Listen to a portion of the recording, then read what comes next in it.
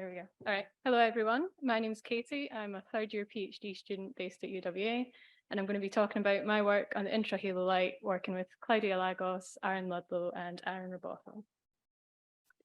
Okay, so we know that in a lambda CDM universe, structure forms in a hierarchical manner. So we expect that the galaxies we observe at redshift 0 to have undergone numerous merger events during their lifetime, and for these merger events to have left some structural imprint on the present day galaxies. So one way this takes shape is through the intra-halo light, which is the stellar component surrounding galaxies. It's typically quite diffuse. So this is usually referred to as the stellar halo on the scale of individual galaxies. And then as we move up to groups and clusters, we see it take the form of the intragroup and intracluster light.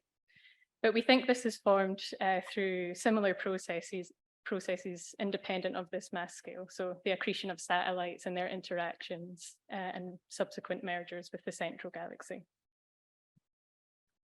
Okay, and we've heard from Christina already that this is really challenging to measure observationally, and this is due to the low surface brightness nature of the component.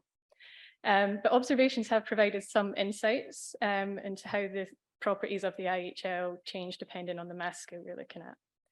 And while the sample size is quite low, we can see from this plot that at about the 10 to the 11 mass scale, there is a significant diversity in the reported fractions in the IHL. But it's kind of unclear how much of this variation is due to physical reasons, such as different merger histories, and how much of this is systematic due to different measurement techniques. And we also don't really have a clear picture of how this fraction or how these properties evolve smoothly as a function of galaxy or halo mass. Okay, so to progress our understanding, we really need a large number of IHL measurements made in a consistent way, and ideally for a diverse sample of galaxies. So that's where large volume cosmological simulations come in, and these give us the opportunity to study this component across quite a broad range of masses and environments. And the work that I'm going to be presenting today uses the EGO cosmological simulations, roughly from the scale of Milky Way mass halos up to large-scale galaxy clusters.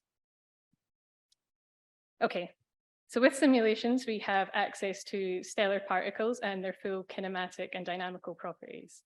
So the approach I take to defining the IHL, I'm showing an example of one galaxy here and all the stars that are bound to the halo. We're shown on the x-axis just some measure of the circularity of their orbits, where one is a circular orbit in the plane. And then on the y-axis, we're